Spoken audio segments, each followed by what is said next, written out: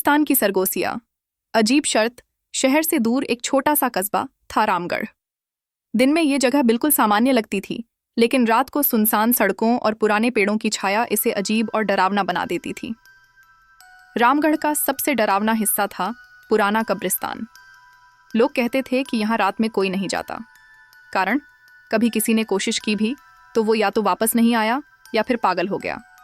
लेकिन हर पीढ़ी में कुछ लोग होते हैं जो डर को चुनौती देना चाहते हैं। इस बार ऐसे लोग थे 5 दोस्त, रोहन, अजय, नेहा, कबीर और सिमी। कॉलेज से लौटते हुए एक शाम सबने पास की चाय की दुकान पर बैठकर बातें की। गप्पों गप्पों में कब्रिस्तान का जिक्र आया। कबीर ने हंसते हुए कहा, अरे ये सब अफवाहें हैं, भूत वूत कुछ नहीं होता, चलो आज रात ही चलते हैं। सिमी ने तुरंत मना किया, नहीं, वहां जाना मना है, मेरे नाना बताते थे कि वहां से चीखें आती हैं। रोहन ने मजाक उड़ाया, डरपोक, चलो शर्त लगाते हैं, जो आधी रात कब्रिस्तान में जाकर एक कब्र पर हाथ रखेगा वही असली बहादुर। नेहा ने पहले हिचकिचाया मगर फिर बोली, ठीक है, लेकिन सब साथ चलेंगे। शर्त तय हुई। उस रात 12 बजे 5 दोस्त टॉर्च और मोबाइल लेकर कब्रिस्तान के गेट पर पहुंचे। गेट जंग खाया हुआ था। धक्का देते ही ची की डरावनी आवाज आई और गेट खुल गया। भीतर गाढ़ी धुंध और टूटे फूटे मकबरे फैले हुए थे। टॉर्च की रोशनी से रास्ता बनाते बनाते सब आगे बढ़े। अचानक अजय रुक गया। देखो, उसने इशारा किया। सबकी नजरें उस कब्र पर पड़ीं। वो बाकी कब्रों जैसी नहीं थी। उसके ऊपर एक अजीब सा लकड़ी का दरवाजा बना हुआ था। दरवाजे पर लोहे की कीलें जड़ी थीं, जैसे किसी को अंदर से बंद किया गया हो। सिमी फुसफुसाई, ये कौन सी कब्र है? बाकी सब तो सामान्य दिख रही हैं। रोहन ने मजाक उड़ाया, यही होगी असली डरावनी कब्र, चलो इसी को छूते हैं। जैसे ही उसने दरवाजे पर हाथ रखा, ठंडी लहर पूरे शरीर में दौड़ गई। दरवाजा अपने आप थोड़ा सा हिला और भीतर से धीमी सी फुसफुसाहट सुनाई दी, मुझे बाहर निकालो। सबके चेहरे का रंग उड़ गया। नेहा ने चीखते हुए कहा, चलो यहां से, अभी के अभी। लेकिन देर हो चुकी थी। कब्र का दरवाजा धीरे धीरे, दहशत, कब्र का दरवाजा कर्र कर्र की आवाज के साथ खुलता चला गया। भीतर अंधेरा था, लेकिन ऐसा नहीं जैसा सामान्य अंधेरा होता है। ये अंधेरा गाढ़ा, भारी और डरावना था, जैसे उसमें कोई जान हो। नेहा ने कांपते हुए टॉर्च की रोशनी अंदर डाली।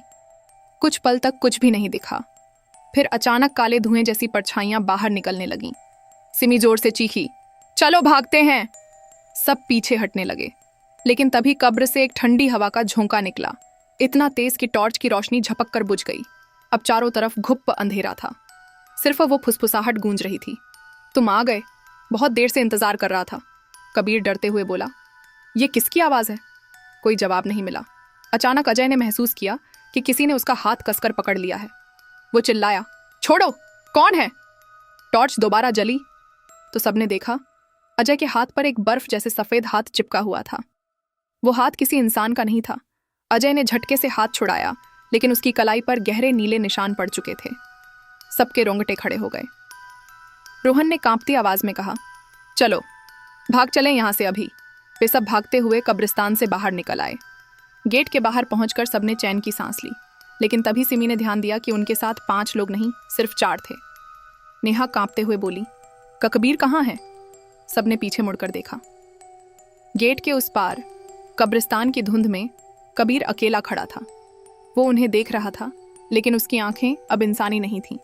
वो गहरी काली थीं और उनमें हल्की लाल चमक थी। खोए हुए नाम। कब्रिस्तान के गेट के बाहर खड़े चारों दोस्त डर के मारे पत्थर जैसे जमे हुए थे। कबीर धुंध के उस पार खड़ा उन्हें घूर रहा था। उसके चेहरे पर कोई भाव नहीं था, डर न गुस्सा, बस खालीपन। रोहन ने गला सूखते हुए कहा, कबीर बाहर आजा, मजाक मत कर। लेकिन कबीर ने कोई जवाब नहीं दिया। वो धीरे धीरे पीछे हटता गया और घने कुहासे में गायब हो गया। नेहा की आंखों से आंसू निकल पड़े। हम उसे अकेला छोड़कर नहीं जा सकते। अजय चीख पड़ा, पागल हो गई हो क्या? तुमने उसकी आंखें देखी? वो अब कबीर नहीं है। बहस के बीच अचानक हवा में फिर वही आवाज गूंजी, एक बार जो अंदर गया उसका नाम मिट जाता है। सभी के रोंगटे खड़े हो गए। गांव का रहस्य। अगले दिन सुबह सब सीधे कस्बे के सबसे बुजुर्ग आदमी रघुनाथ बाबा के पास पहुंचे। बाबा ने उनकी हालत देखकर ही समझ लिया कि ये बात कब्रिस्तान से जुड़ी है। उन्होंने धीरे धीरे बताया, उस पुराने कब्रिस्तान में एक शाप है। वहाँ कुछ कब्रें साधारण नहीं हैं। बहुत साल पहले वहाँ एक जादूगर को जिंदा दफना दिया गया था। उसकी कब्र पर दरवाज़ा इसलिए लगाया गया था ताकि वो बाहर न निकल सके। सिमी ने रोते हुए कहा, लेकिन कल रात वो दरवाज़ा अपने आप खुल गया। बाबा का चेहरा सफ़ेद पड़ गया। उन्होंने बुदबुदाते हुए कहा, तो अब देर हो चुकी है। जो भी उस कब्र की दहलीज पार करता है, उसका नाम मिट जाता है। वो जिंदा होकर भी इंसान नहीं रहता। उसकी आत्मा कब्रिस्तान की दीवारों में कैद हो जाती है। नेहा कांपती आवाज में पूछी, तो क्या कबीर हमेशा के लिए खो गया? बाबा ने गहरी सांस ली और बोले, जब तक उस दरवाजे को फिर से बंद न किया जाए और उस पर मंत्र न पढ़ा जाए, वो आत्मा और कबीर दोनों भटकते रहेंगे। लेकिन सावधान रहना, उस कब्र को बंद करने वाला शायद कभी लौट कर ना आए। रात की आहट। उस रात रोहन अपने कमरे में बेचैनी से लेटा था। अजय और नेहा भी सो नहीं पाए थे। हर किसी के मन में सिर्फ कबीर का चेहरा घूम रहा था। तभी आधी रात को रोहन के मोबाइल पर एक नोटिफिकेशन आया। वो चौंक कर उठ बैठा। स्क्रीन पर लिखा था, कबीर इज कॉलिंग, लेकिन नंबर सेव ही नहीं था। हाथ कांपते हुए उसने कॉल रिसीव किया। दूसरी तरफ वही धीमी फुसफुसाहट थी, मुझे वापस लाओ, नहीं तो अगला नाम का पीछा। कॉल कटते ही रोहन का दिल इतनी तेजी से धड़कने लगा कि उसे लगा जैसे अभी सीने से बाहर निकल जाएगा। उसने तुरंत अजय और नेहा को कॉल किया। कुछ ही देर में तीनों एक ही जगह इकट्ठा हुए सिमी के घर। सिमी कांपते हुए बोली, अब हमें बाबा की बात माननी होगी। कब्र का दरवाजा बंद करना ही पड़ेगा। अजय झुंझलाकर बोला, पागल हो क्या? तू फिर से वहां जाना चाहती है? कल रात जो हुआ वो कम था क्या? नेहा ने धीरे से कहा, लेकिन कबीर अगर उसकी आत्मा सचमुच वहां फंसी है तो हम उसे ऐसे नहीं छोड़ सकते। सन्नाटा छा गया। चारों की सांसें भारी हो गईं। अजीब पीछा। उस रात घर लौटते समय रोहन ने महसूस किया कि कोई उसका पीछा कर रहा है। सड़क सुनसान थी, लेकिन पीछे पग पग की आवाज आ रही थी। वो तेज चलने लगा। आवाज भी तेज हो गई। उसने हिम्मत करके पीछे देखा, कुछ नहीं, सिर्फ हवा में हिलती परछाइयां। लेकिन अगले ही पल सामने लगी दुकान की शीशे की खिड़की में उसने देखा, उसके पीछे कबीर खड़ा है। काली आंखें, सफेद चेहरा और होंठों पर जमी खून की रेखा। रोहन पलटकर देखता है कोई नहीं। वो दौड़कर घर पहुंचा। दीवार पर नाम।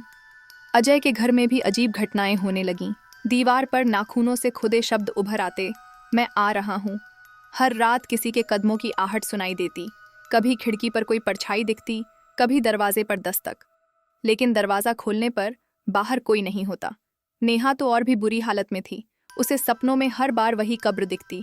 कभी कबीर उसे पुकारता, कभी दरवाजे से हजारों हाथ उसे खींचने की कोशिश करते।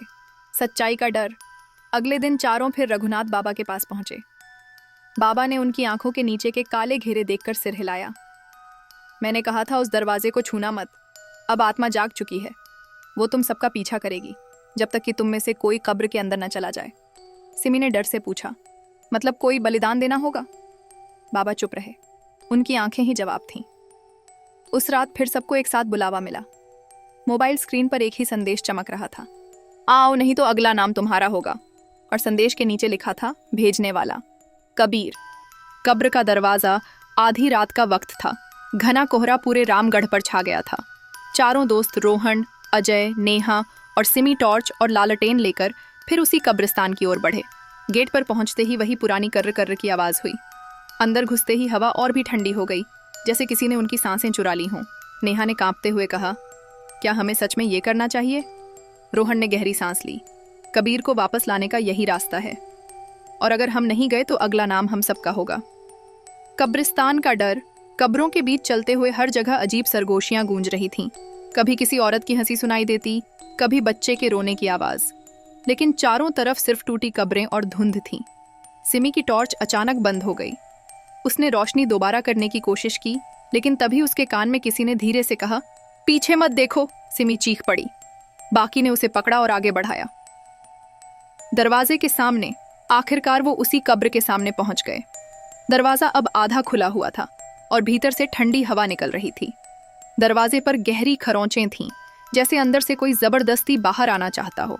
अजय ने कांपते हुए कहा, अगर हम इसे बंद करने गए तो अंदर का क्या होगा? रोहन ने धीमी आवाज में कहा, जो भी हो हमें करना होगा, नहीं तो हम सब खत्म हो जाएंगे। नेहा ने जेब से रघुनाथ बाबा द्वारा दिया गया लाल धागा और मंत्र लिखा कागज निकाला। बाबा ने कहा था, दरवाजे को इससे बांधना तभी शांति होगी। दरवाजा जाग उठा। जैसे ही नेहा ने धागा दरवाजे पर रखने की कोशिश की, अचानक दरवाजा धड़ाम से पूरी तरह खुल गया। भीतर से काला धुआं निकलकर चारों तरफ फैल गया और उसी धुएं के बीच से कबीर दिखाई दिया। लेकिन अब वो कबीर नहीं था। उसका चेहरा सूख चुका था, आंखें गहरे लाल और होंठ नीले। उसकी आवाज कब्र से गूंज रही थी, तुम लोग मुझे छोड़कर भागे थे, अब कोई नहीं बचेगा। उसके पीछे से हजारों हाथ बाहर निकलने लगे, जिन्होंने जमीन पर लंबी परछाइयां डाल दी। चारों पीछे हटने लगे, लेकिन दरवाजे से निकलता अंधेरा और हाथ उन्हें चारों तरफ से घेरने लगे। सिमी कांपते हुए बोली, अगर अभी धागा नहीं बांधा तो सब खत्म। नेहा ने हिम्मत करके मंत्र वाला कागज उठाया और दरवाजे की तरफ बांधा बैठी। नरक का रास्ता। नेहा ने कांपते हाथों से मंत्र वाला कागज दरवाजे की तरफ बढ़ाया, लेकिन जैसे ही उसने उसे दरवाजे पर रखने की कोशिश की, अचानक हजारों हाथ उसकी ओर झपट पड़े और उसका कागज जमीन पर गिर गया।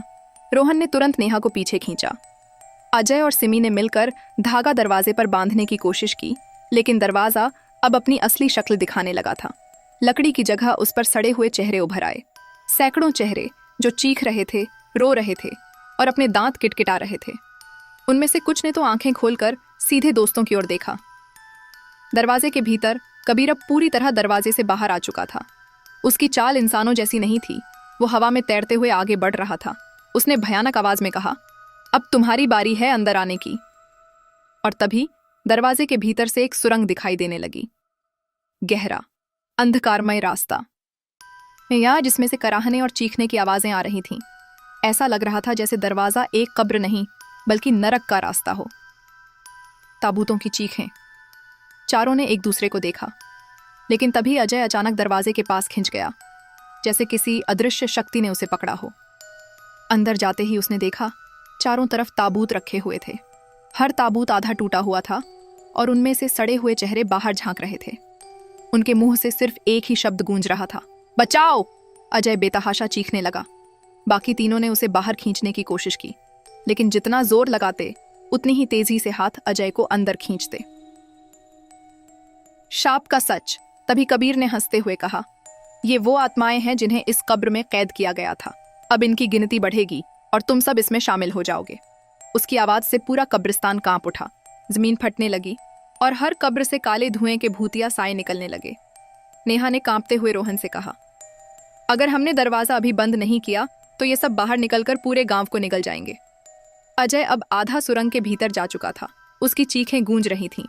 सिमी रोते हुए चिल्लाई, कुछ करो वरना वो हमेशा के लिए खो जाएगा। रोहन ने गहरी सांस ली। अगर किसी को बलिदान देना है तो मैं जाऊंगा। उसने मंत्र वाला कागज उठाया और खुद दरवाजे के भीतर कूद गया। बलिदान। रोहन सुरंग के भीतर कूद गया। अंदर का अंधेरा इतना गाढ़ा था कि टॉर्च की रोशनी भी निगल ली गई। सिर्फ चीखें और ताबूतों की धमक सुनाई दे रही थी। अजय को सैकड़ों हाथ पकड़े हुए थे। वो बार बार रोहन को पुकार रहा था, बचाओ बचाओ। रोहन ने पूरी ताकत लगाकर अजय को पकड़ा और बाहर की ओर धकेला। नेहा और सिमी ने उसे खींचकर दरवाजे से बाहर निकाल लिया, लेकिन अब रोहन खुद सैकड़ों हाथों में फंस चुका था। चेहरे उसे नोच रहे थे और परछाइयां उसकी टांगों को खींच रही थीं। मंत्र का असर। रोहन ने कांपते हाथों से मंत्र लिखा कागज अपनी छाती से चिपकाया, फिर जोर से चिल्लाया, AUM नमः। जैसे ही उसने मंत्र पूरा किया, पूरी सुरंग कांपने लगी। दरवाजे के ऊपर की खोपड़ियां चिल्लाने लगीं। ताबूतों से उठती आत्माएं धुएं में बदलकर गायब होने लगीं। बाहर खड़े अजय, नेहा और सिमी ने देखा, दरवाजा धीरे धीरे बंद हो रहा था, लेकिन रोहन अंदर ही रह गया। कबीर का अंत। कबीर ने जोर से चीख मारी, नहीं, ये दरवाजा खुला रहना चाहिए। वो दरवाजे से बाहर निकलने की कोशिश करने लगा, लेकिन मंत्र की शक्ति ने उसे रोक दिया। उसका शरीर धुएं में बदलने लगा। उसकी लाल आंखें बुझ गईं और अगले ही पल वो राख में तब्दील हो गया। बलिदान की गूंज। दरवाजा पूरी तरह बंद हो गया। नेहा कांपते हुए चिल्लाई, रोहन बाहर आओ। लेकिन अंदर से सिर्फ एक आखिरी आवाज आई, अब तुम सुरक्षित हो, मुझे भूलना मत। फिर सन्नाटा। दरवाजा सील हो गया। नया नाम। सुबह जब गांव वाले कब्रिस्तान पहुंचे तो उस दरवाजे वाली कब्र पर एक नया नाम खुदा हुआ था। रोहन, नेहा, अजय और सिमी वहीं खड़े रह गए। आंखों से आंसू बहते रहे। उनकी सांसें अब भी कांप रही थीं, क्योंकि उन्हें पता था कब्रिस्तान अब शांति में नहीं है, बल्कि उसमें एक नई आत्मा कैद हो चुकी। खामोश कब्रिस्तान। सूरज की पहली किरणें रामगढ़ पर पड़ीं। धुंध धीरे धीरे हटने लगी, लेकिन कब्रिस्तान के ऊपर अब भी एक भारी सन्नाटा छाया हुआ था। नेहा, अजय और सिमी रात भर वहीं बैठे रहे। तीनों की आंखें रोने से सूज गई थीं। हर कोई बस उसी कब्र को देख रहा था जहां अब रोहन का नाम चमक रहा था। शाप की परछाई। गांव वाले कब्रिस्तान में इकट्ठा हो गए। कुछ ने कहा, अब शांति है, अब कोई नहीं मरेगा। लेकिन बूढ़ा पुजारी धीरे से बोला, शांति तभी है जब बलिदान पूरा हो। पर याद रखना, यह दरवाजा कभी पूरी तरह बंद नहीं होता। उसकी बात सुनकर सबके रोंगटे खड़े हो गए। नेहा का सपना। उस रात नेहा जब घर लौटी तो उसे नींद में रोहन दिखाई दिया। वो मुस्कुरा रहा था, लेकिन उसकी आंखें भरी हुई थीं। उसने धीरे से कहा, नेहा, मैं चला गया, पर यह कहानी यहीं खत्म नहीं हुई। नेहा अचानक चीख कर उठ बैठी। कमरे में अंधेरा था और खिड़की के पास कोई खड़ा था। जब उसने टॉर्च जलाई तो वहां कोई नहीं था, लेकिन खिड़की के शीशे पर उंगलियों से लिखा था, मुझे बाहर निकालो। आखिरी रहस्य। अजय और सिमी भी अजीब सपनों से परेशान थे। कभी किसी बच्चे की हंसी सुनाई देती, कभी कब्रिस्तान से धुआं उठता दिखाई देता। धीरे धीरे तीनों को समझ आने लगा कि रोहन का बलिदान नरक का रास्ता बंद करने के लिए था, लेकिन उसकी आत्मा अब उसी दरवाजे में कैद हो गई है। और अगर किसी दिन वो दरवाजा फिर से खुला तो इस बार सिर्फ एक आत्मा नहीं, बल्कि पूरा कब्रिस्तान बाहर निकल आएगा। खामोशी का अंत। रामगढ़ का कब्रिस्तान बाहर से शांत दिखता था। लोग अब वहां जाते तो डरते नहीं थे, लेकिन जब कोई बहुत ध्यान से सुनता तो कब्रों के बीच से हल्की सी आवाज गूंजती। नेहा, अजय, सिमी। वो आवाज किसी और की नहीं, बल्कि रोहन की थी। और इस तरह कब्रिस्तान फिर से शांत होते हुए भी जिंदा रहा, एक खामोश इंतजार में। चैनल को लाइक और सब्सक्राइब करें।